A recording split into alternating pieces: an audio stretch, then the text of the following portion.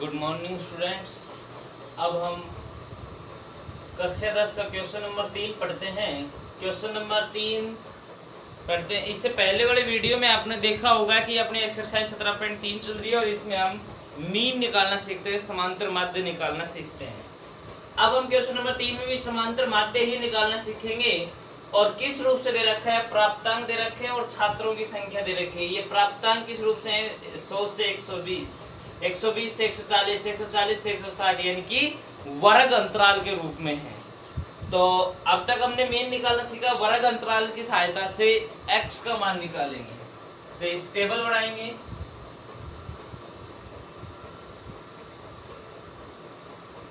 यहाँ सबसे पहले लिखेंगे प्राप्तांक, फिर यहाँ xi के मान निकालेंगे, छात्र जिसे फ्रीक्वेंसी f बोलते हैं, और फिर निकालेंगे fi गुणा में xi। प्राप्तांक है 100 से 120, 120 से 140, 140 से है 160, 160 से 180, 180 से 200, और लास्ट टाइम यहाँ पर निकालेंगे ये।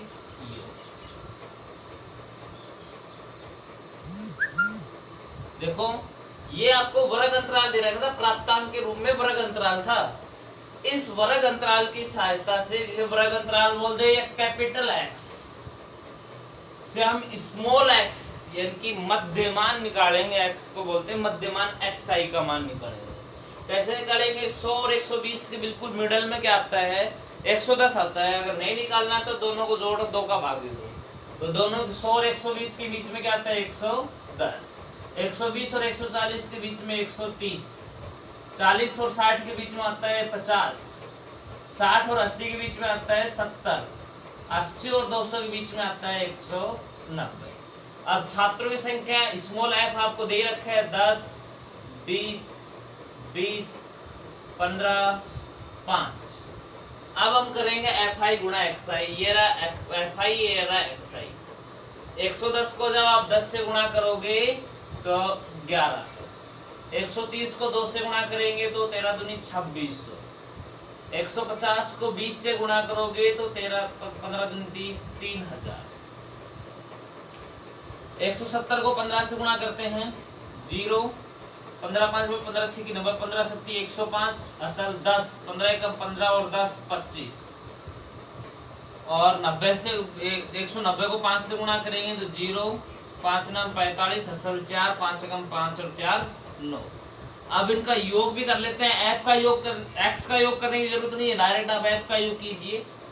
20 20 40 50 60 70, इनका भी योग कर लेते हैं। 0 0 0 0 0, 5 और 5 10, असल 1, तो योग 10 5 15, 15 और 6 21 और 1 22, असल 2, 4 3 7, 2 9 और 1 10, 10,200। और अब हम समांतर माध्य निकालते हैं। समांतर माध्य का सूत्र एक ही सिखाया अभी आपको कि समेशन fi गुणा में xi बटे समेशन fi। fi गुणा xi करेंगे तो 10,200 बटे में 70। 1 0 से इसका 1 0 कैंसिल आउट कर सकते हैं, और अब इसमें 7 का भाग दे देते हैं। 7 एकम 7, बचे 3 हो गए 32, 7 चौक 28, बचे 4 हो गए 40, 7 पंजो 35, बचे 5 हो गए 50, 7 7 49, बचा 1 और 7 एकम 7 लगभग। तो इसका जो मीन आता है वो आता है 145.71। क्वेश्चन नंबर 4 है, इसमें भी हमें समांतर माध्य ही निकालना है। वर्ग अंतराल दे रखा है, बारंबारता दे रखी है, तो टेबल बनाएंगे बेटा और वर्ग अंतराल से x का मान निकालेंगे और फिर सारे काम करेंगे। तो यहाँ पर तो है आपके पास में वर्ग अंतराल, इस वर्ग अंतराल से किसका मान निकालेंगे, xi का। फिर है आपके पास में बारंबारता, बारंबारता का मतलब होता है fi फ्रीक्वेंसी, और फिर हम निकालेंगे fi गुणा में xi। वर्ग अंतराल में है 25 से 35, 35 से 45,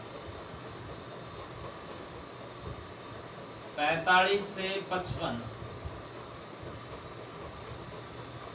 55 से 65, और 65 से है 75, और यहाँ पर कर देंगे इनका ये। देखिए अब आपको xi का मान निकालना सिखाते हैं, दोनों का मध्य मान निकालना सिखाते हैं। 25 और 35 के बीच में बिल्कुल मिडल में कितना आता है, 30। 35 45 में 40, 40 45 55 में 50, 55 65 में 60, और 65 70 में 65 75 में आता है 70।